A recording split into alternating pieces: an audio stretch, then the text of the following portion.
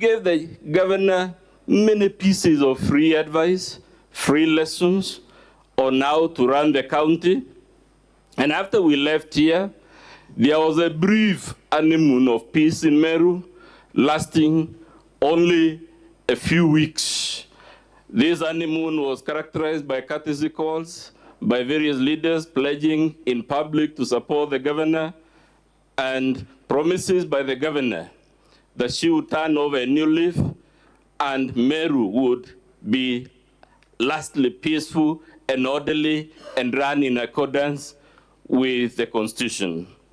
When we came here, Mr. Speaker, I recall prefacing our presentation about, or rather with the story of a leader in Europe who that time we were telling you had waged wars on all 4 directions of the campus, north, south, east, and west. On each direction, this leader was at war with another country and another civilization for no good reason.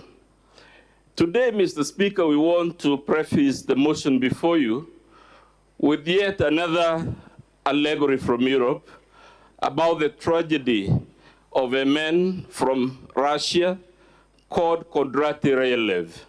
This was a multi-talented Russian citizen who was a poet, publisher, oralist, military officer. He was the embodiment of all the nice things a single man can achieve in a single lifetime. He was implicated in a treasonable act called the Decembrist Uprising of 1825 in Russia, which sought to depose the Russian monarch. Those days, the monarchs were called Tsars, from office. And after he was convicted of this offense, he was sentenced to public execution by quartering. This is a method of execution, Mr. Speaker, that involved tying the 4 limbs to a horse, and the horse is being driven in different directions, or cutting the body in 4 pieces and exposing the bowels and whatnot. Pleas were made to Sir Nicholas, who was the monarch, that this was too macabre a method of execution, and even though the sentence could not be vacated, the king was implored to impose a more humane way of execution, and the king agreed that Ryleyev could be executed by hanging, which I think is the method in our laws for executing people. On the day of execution, and in those days, Mr. Speaker, executions were done in public stadiums, like Nyayo Stadium, full of people and spectators. So on the day of execution, this gentleman is led to the gallows, the crowds watching in the full stadium, and as he fell, you know, you're supposed to fall so that your neck breaks and you die, the rope broke, and Ryleyev fell to the ground, and after a few seconds of dizziness, he dusted himself and addressed the gathering, telling the crowd, you see, in Russia, they don't know how to do anything properly. They don't even know how to make a rope. We are submitting, Mr. Speaker and honorable senators, that by the governor persisting in the very series of misconduct that brought us here 1 year ago, the only change being the particulars, she's actually telling you that you see in Kenya, the Senate doesn't know how to do anything properly, not even how to impeach a rogue governor. Anyway, after this guy fell to the ground, in Russia then this was considered a message from the gods, that the gods did not intend the prisoner to be executed, and the king was allowed to grant a pardon if this type of miracle happened.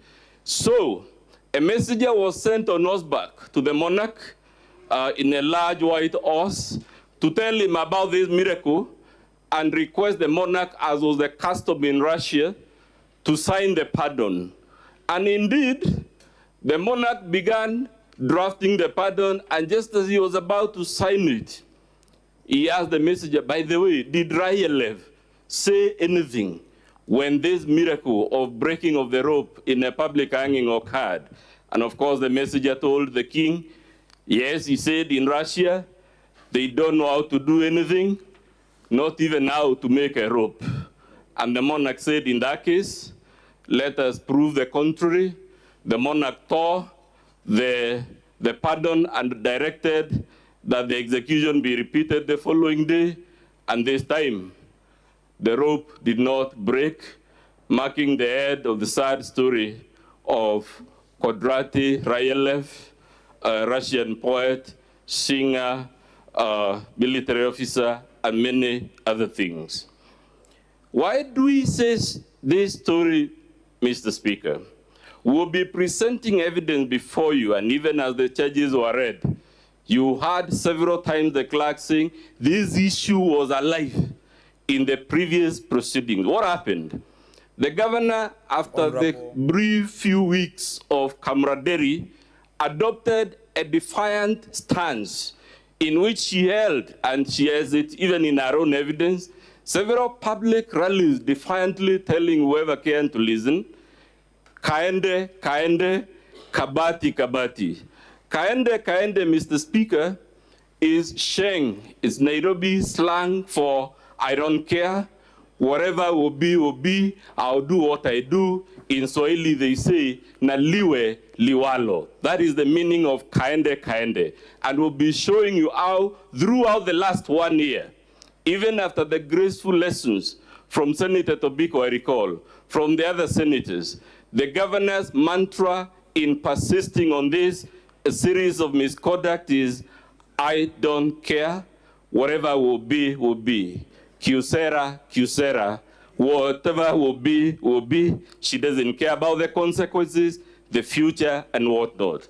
That is how, Mr. Speaker, we have come before you with a motion arranged under 7 thematic counts, setting out 39 specific forms of gross violations of the law and the Constitution, and which, in our humble submission, are conduct and becoming of any leader.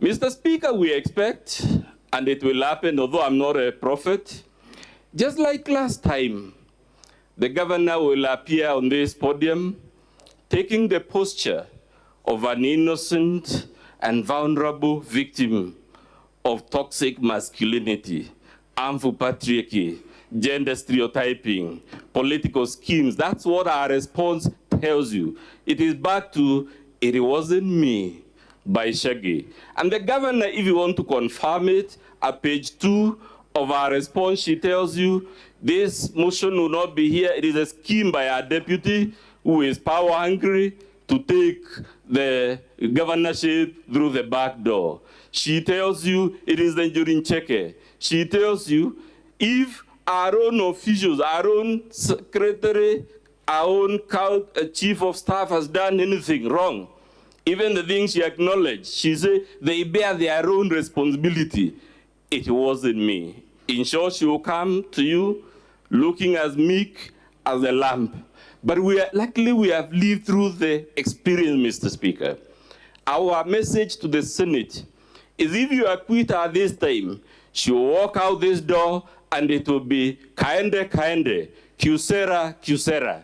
Whatever will be, I don't care, na liwe liwalo, and MERU will be back to the perpetual, endless crisis that it has been engulfed for a year. We will be showing you that the governor has made several admissions before the county assembly. What we find strange is that now in our response to you, she produces documents she failed to produce before the assembly. We will be able to show you beyond any shadow of doubt that those documents are forgeries. And in conclusion, so that my learned colleague will take the remaining bit, just like last time, Chair, we are telling you not to fall for the ruse. If you see a humble, meek, polite-looking governor, it is because the occasion of the day requires that to look meek, humble, vulnerable, and whatnot. But if you make the mistake this time round, it will be, kyocera, sera, whatever will be. I don't care. Kaende, kaende.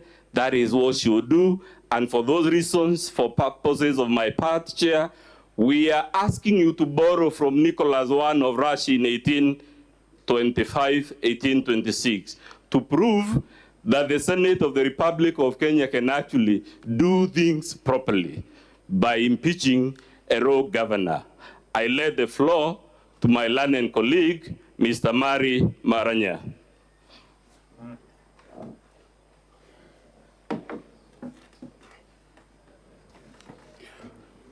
Thank you, Honorable Speaker, honorable members of the Senate. My name is Marius Maranya.